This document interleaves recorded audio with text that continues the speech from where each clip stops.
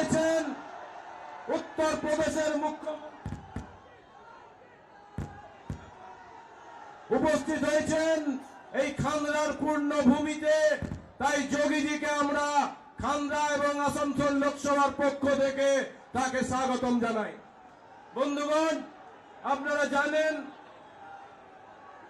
উত্তর প্রদেশের মুখ্যমন্ত্রী আমাদের মঞ্চে উপস্থিত হয়েছেন। আমি আমাদের লোকসভার প্রার্থী এস আলুওয়ালিয়াজি এবং মিঠু ঘাটি এবং আমার জেলা সভাপতিকে অনুরোধ করব আমাদের যোগীজিকে স্বাগত করার জন্য। বন্দে মাতরম, বন্দে মাতরম। এই যোগীজিকে স্বাগতম। এই আসানসোলের মাটিতে যোগীজিকে স্বাগতম। এই খান্ডার মাটিতে যোগীজিকে স্বাগতম।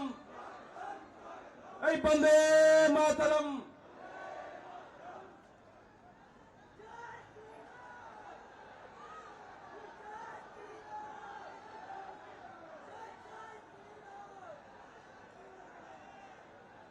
বন্দে মাতরম, বন্দে মাতরম। এই বিজেপি জিন্দাবাদ, এই বিজেপি জিন্দাবাদ।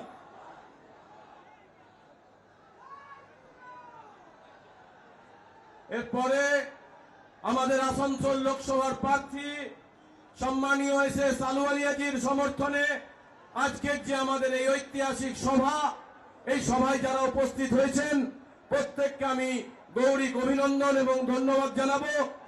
বহুক্ষণ প্রতীক্ষা আমি আমাদের এস আলুওয়ালিয়াজি আমাদের লোকসভার প্রার্থী, আমি তাকে আমাদের সামনে এসে তার বক্তব্য রাখার জন্য অনুরোধ করব। ভারত মাতা কি, দুই মুঠো বেঁধে ভারত মাতা কি, ভারত মাতা কি, ভারত মাতা কি। মঞ্চে উপস্থিত হয়েছেন খান্ডার এই ময়দানে আমাদের উত্তরপ্রদেশ, যাকে বলা হয় উত্তরপ্রদেশ নয়, একটা ভারত দেশ, সেখানকার মাননীয় মুখ্যমন্ত্রী আমাদের যোগীজি আজকে উপস্থিত হয়েছেন খান্ডার এই ময়দানে। আমরা কি কোনোদিন কল্পনা করেছিলাম যে যোগীজি আমাদের গ্রামের এই ময়দানে আসবেন? তাই গ্রামের মানুষের স্বপ্ন পূরণ করার জন্য আজকে উপস্থিত হয়েছেন। গ্রামে গ্রামে একদিকে মোদিজি সারা ভারতবর্ষে একটা নতুন প্রণালী আরম্ভ করে গ্রামে বাড়ি বাড়িতে জল পৌঁছাবার ব্যবস্থা করেছেন, তেমনি উত্তরপ্রদেশের প্রত্যেক বাড়িতে কল আর জল পৌঁছাবার ব্যবস্থা আমাদের মাননীয় যোগীজি করেছেন। কিন্তু দুর্ভাগ্য আমাদের যে পশ্চিম বাংলার গ্রামগুলোতে কল তো লাগিয়েছে, জল দেয় নাই। এই জন্য জল নেওয়ার জন্য এবার তাদেরকে ভারতীয় বেঙ্গলের খাড়িতে ফেলতে হবে, যাতে জলের ঘরে ব্যবস্থা হতে পারে। তাই আজকে এই জনসমাবেশ আজকে নির্ণয় নেবে, আজকে এই ফয়সলা করতে বা শুনতে এসেছে যে আমাদের পশ্চিম বাংলার মানুষ কাকে ভোট দিয়ে কার হাত সশক্ত করবে, মমতা ব্যানার্জির কাটমানি খাওয়ার জন্য নাকি ভারতীয় জনতা পার্টির দেশকে আরো উচ্চ শিখরে পৌঁছাবার জন্য। তাই জন্য আজকে আমি বলি বেশি সময় নেব না, তার কারণ আমি তো আপনার কাছে আসতেই থাকবো। কিন্তু আজকে যোগীজিকে পেয়েছি, যোগীজির কথা শুনবো, ওনারা আশীর্বাদ দেবেন, ওনার আশীর্বাদের কথাটা শুনবেন। রাম মন্দিরের আসল কান্ডারি হচ্ছেন যোগীজি। জয় শ্রীরাম, জয় শ্রীরাম। এই কান্ডারি, রাম মন্দিরের কান্ডারি এখন কৃষ্ণ মন্দিরের কান্ডারিও হবে। রাধে রাধে রাধে। তাই আজকে ওনাকে প্রণাম করে এইটুকু বলবো যে 13 মে যেই ভোট হবে তাতে ব্যালট পেপারে দার্জিলিং এ আমার 1 নম্বর ছিল, জিতেছিলাম। বর্ধমান দুর্গাপুরে 1 নম্বর ছিল, জিতেছিলাম। আসানসোলেও ব্যালটে আমার 1 নম্বর বোতাম আছে। আর আপনাদের আশীর্বাদে জিতে এদেরকে বিদায় করব, এই বলে আমার বক্তব্য শেষ করব। বন্দে মাতরম, জয় হিন্দ। ধন্যবাদ বন্ধুগণ, যার জন্য আপনারা অধীর অপেক্ষা করছেন সেই আমাদের উত্তরপ্রদেশের মুখ্যমন্ত্রী যোগী আদিত্যনাথজি আমাদের মধ্যে উপস্থিত হয়েছেন। আমি আমাদের যোগীজিকে বলবো, অনুরোধ করব যে আমাদের আসানসোলের মানুষের জন্য এবং খান্ডার মানুষের জন্য উনি তার বক্তব্য রাখার জন্য।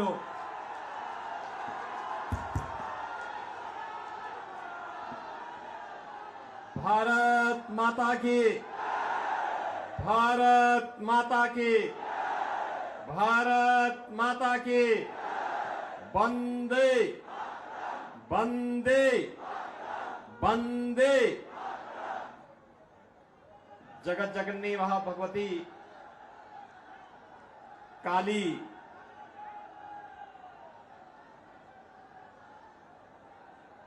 के धाम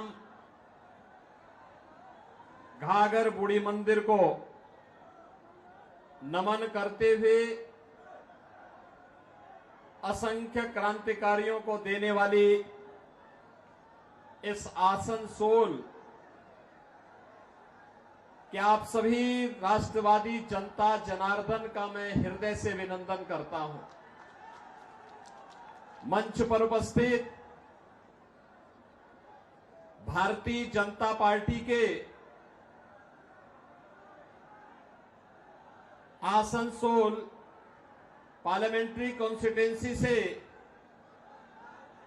प्रत्याशी पूर्व केंद्रीय मंत्री सम्मान्य श्री एस अहलुवालिया जी, जिलाध्यक्ष भारतीय जनता पार्टी से बप्पा चटर्जी जी, माननीय विधायक डॉक्टर अजय पोद्दार जी, श्री कृष्णेंदु मुखर्जी जी, जितेंद्र तिवारी जी, तापस रॉय जी, doctor vision Mukherjee ji, शेरजीत Rai ji, Bharatiya Janata party के सभी पदाधिकारीगण, आसनसोल की इस प्रतिष्ठित पार्लियामेंट्री कॉन्स्टिट्यूंसी से जुड़े हुए सभी उपस्थित मेरे बहनों और भाइयों, आज मैं प्रभु श्री राम की पावन धरा अयोध्या की भूमि से जगत जननी मां भगवती दुर्गा की इस पावन धरा को नमन करने के लिए और बंगाल के अपने भाइयों से अपील करने के लिए, विशेष अपील करने के लिए मैं यहां पर आया हूं। बहन और भाइयों, बंगाल की परंपरा पर हर भारतवासी गौरव की अनुभूति करता है, लेकिन आज की जो परिस्थितियां बंगाल की हैं, हर भारतवासी उससे चिंतित भी है। भारत को राष्ट्रगान और राष्ट्रगीत देने वाला बंगाल, अनेक आध्यात्मिक गुरुओं को देने वाला बंगाल, भारत की क्रांतिकारियों की एक लंबी श्रृंखला को पैदा करने वाला बंगाल, अनेक वैज्ञानिक और साहित्यकारों को जन्म देने वाला बंगाल आज हिंसा, अराजकता, भ्रष्टाचार की चपेट में आकर के क्यों लहूलुहान है? यह ज्वलंत प्रश्न जब देश की सर्वोच्च पंचायत के लिए हम चुनाव कर रहे हैं, तब बंगाल के हर जनता जनार्दन के सामने, हर मतदाता के सामने यह प्रश्न स्वतः ही उठना चाहिए। याद करिए, यही बंगाल है, भारत के नव जागरण का शंखनाद करने वाला बंगाल, भारत की सांस्कृतिक जागरण का शंखनाद करने वाला, भारत की आध्यात्मिक क्रांति का सूत्रधार, भारत के सन्यासी विद्रोह की आधार भूमि, देश के प्रथम स्वतंत्र समर की ज्वाला को आगे बढ़ाने वाला यह बंगाल, और आज हिंसा की चपेट में है, अराजकता और भ्रष्टाचार से लहूलुहान है, अस्त व्यस्त है, त्रस्त है, और अपने अस्तित्व के लिए, अपने वजूद के लिए जूझ रहा है। बहनों और भाइयों, हम में से हर व्यक्ति जानता है 1947 में इस देश का विभाजन मजहब के आधार पर हुआ था।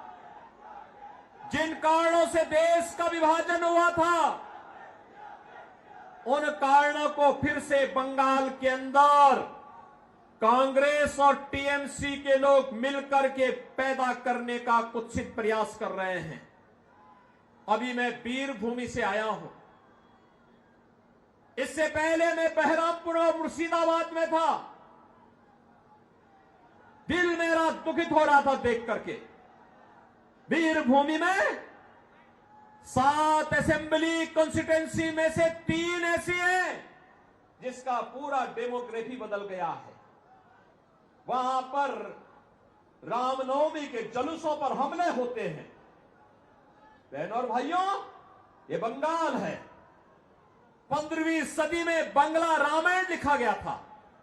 और यही नहीं, जब अयोध्या में राम जन्मभूमि के लिए आंदोलन चल रहा था, इसी बंगाल से गए हुए कुठारी बंदों ने अपने आप को बलिदान किया था राम जन्मभूमि मुक्ति के लिए। गुलामी के ढांचे को हटाने के लिए अपने आप को बलिदान किया था।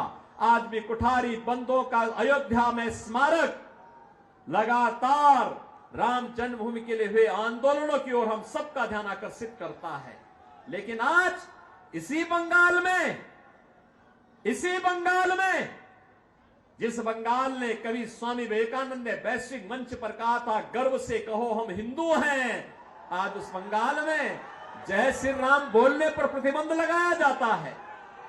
आज उसी बंगाल में, जिस बंगाल ने कभी बांग्ला रामायण लिखा था, आज जय श्री राम बोलने पर उस पर गोली चला दी जाती है, शोभा यात्राओं पर हमले कर दिए जाते हैं, सरकार के द्वारा झूठे मुकदमे दर्ज कर दिए जाते हैं, और उपद्रवियों के सामने पूरी की पूरी टीएमसी सरकार मौन बनी हुई है। बहनों और भाइयों, जिस बंगाल ने मातृभूमि के प्रति हमारा सम्मान का भाव क्या होना चाहिए, क्या होना चाहिए, ममतामयी मां महाकाली की उपासना जगत जननी मां भगवती के रूप में कैसे होना चाहिए, पूरे देश को सिखाने वाला सभ्यता, संस्कृति, कला और संस्कारों की बंगाल की भूमि में आज संदेश खाली की घटना होती है। अपराधी को टीएमसी सरकार बचाने का काम करती है, और अपराधियों के साथ जो ममता दीदी की यहां की जनता को मिलना चाहिए था, वह ममता अपराधियों को दी जा रही है। और इसलिए बहनों और भाइयों, मैं आपसे अपील करने के लिए आया हूं। ये नए भारत का, एक नए भारत को बनाने का चुनाव है। अच्छे और अनुभवी लोग, जुझारू लोग देश की संसद में जाएं, देश को प्रतिनिधित्व दे सकें, मोदी जी के नेतृत्व में कार्य कर सकें, सम विषम परिस्थितियों में आपके हितों के लिए कार्य करने वाला व्यक्ति होना चाहिए। इस दृष्टि से आज पूरे देश के अंदर एक ही स्वर में लोग बोल रहे हैं। उत्तर, दक्षिण, पूरब, पश्चिम, अब तक 2 चरणों के चुनाव संपन्न हो गए हैं बहनों और भाइयों। मुझे देश के अंदर अनेक राज्यों में जाने का अवसर प्राप्त हुआ है। अकेले उत्तर प्रदेश में ही 80 लोकसभा सीटों पे चुनाव चल रहे हैं। 2 चरणों के चुनाव संपन्न हो गए हैं। महाराष्ट्र में मैं गया था, राजस्थान में मुझे जाने का अवसर मिला, छत्तीसगढ़ में गया, उत्तराखंड में गया, जम्मू कश्मीर में गया, जहां बिहार में मैं गया, जहां भी जाता हूं एक ही स्वर गूंजता है, और वह स्वर है कि फिर एक बार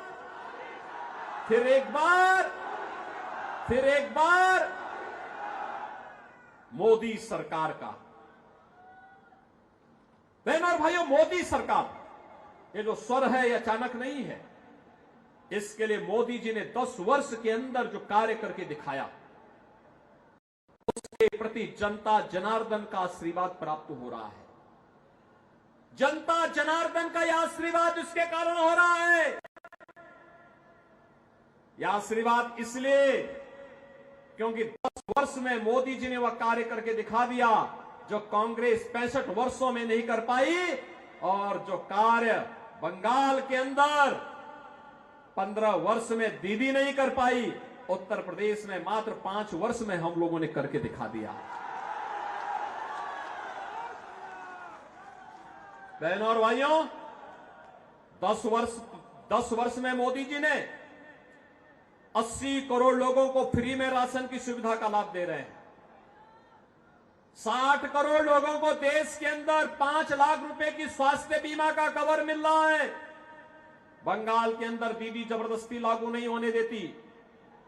50 करोड़ गरीबों के जनधन अकाउंट खुल गए। जो कांग्रेस के लोग पहले सेंधमारी करते थे आपकी सहायता पर, अब मोदी जी ने व्यवस्था कर दी कि जनधन अकाउंट में सीधे पैसा भेजेंगे, डीबीटी के माध्यम से भेजेंगे, बीच की कमीशन खोरी बंद।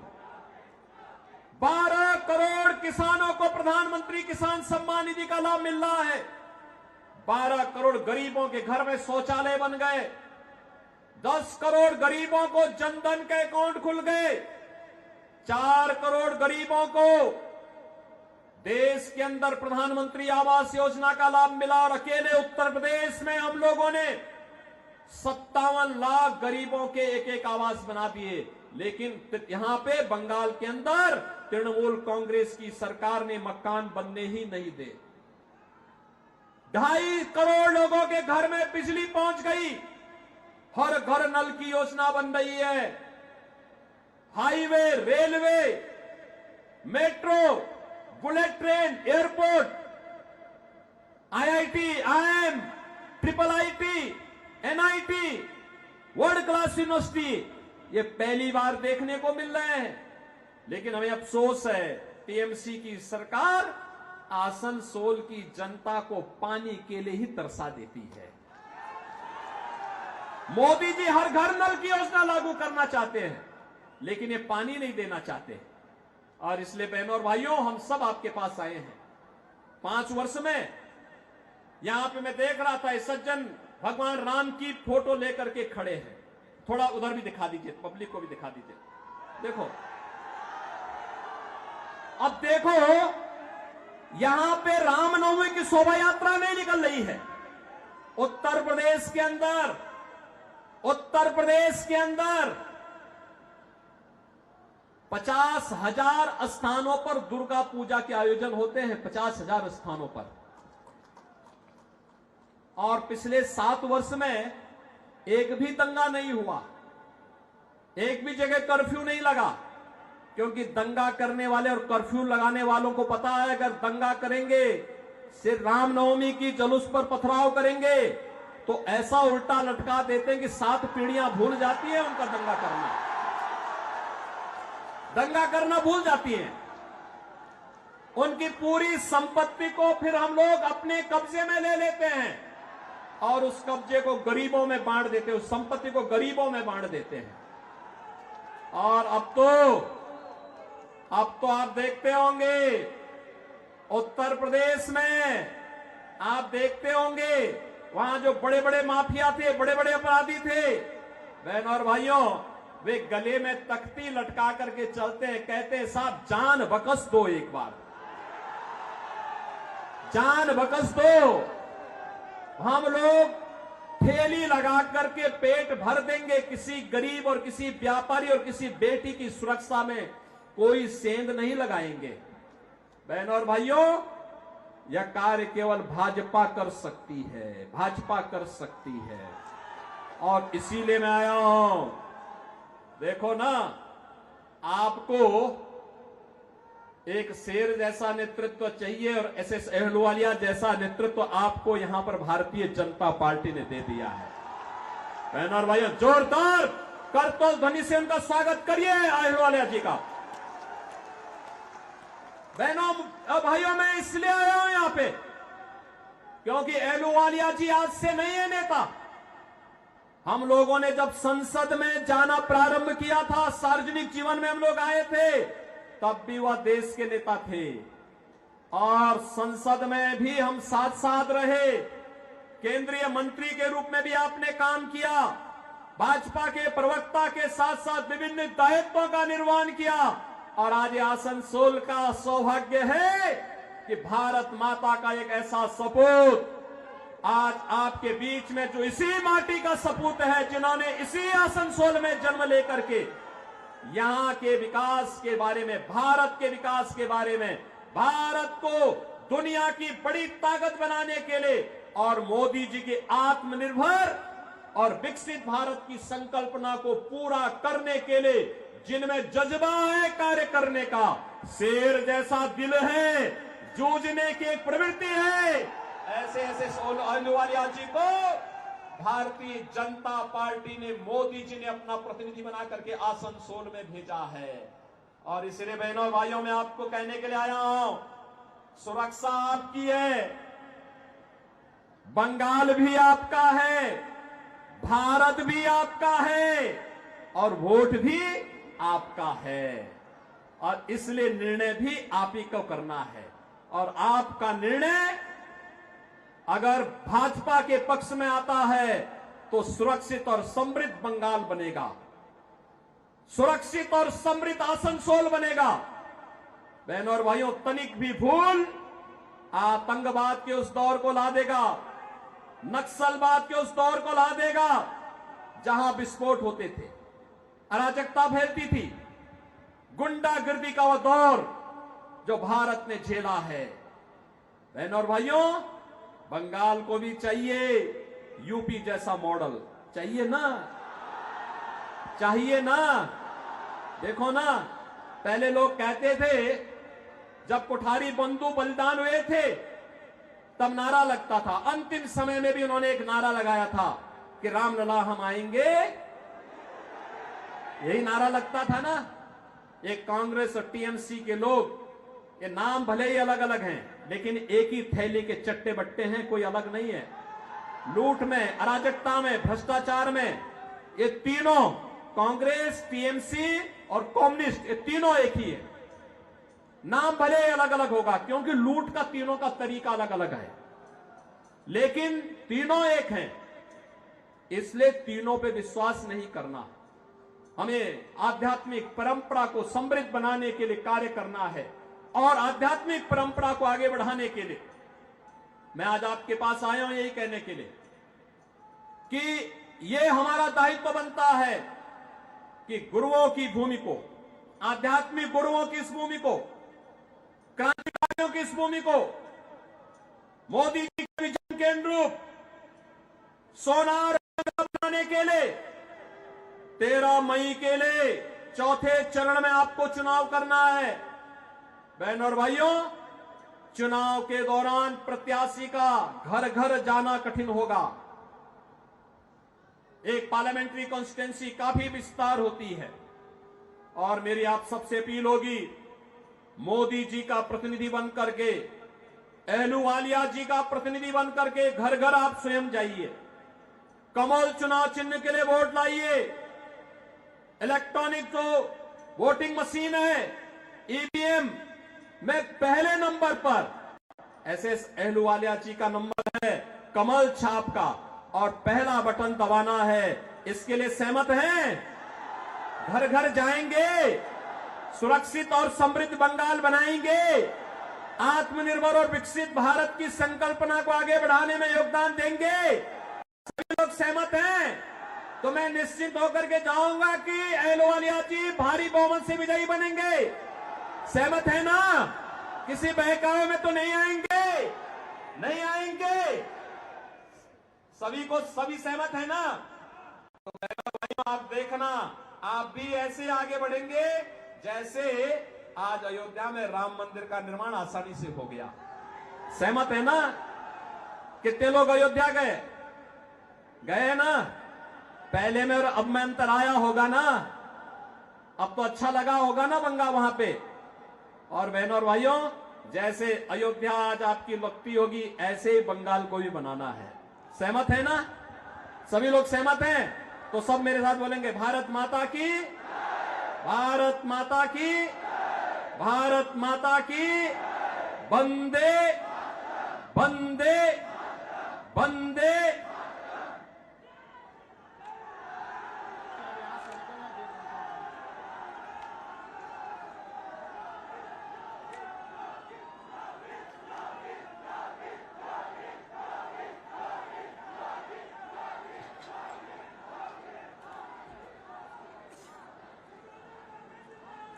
वंदे मातरम।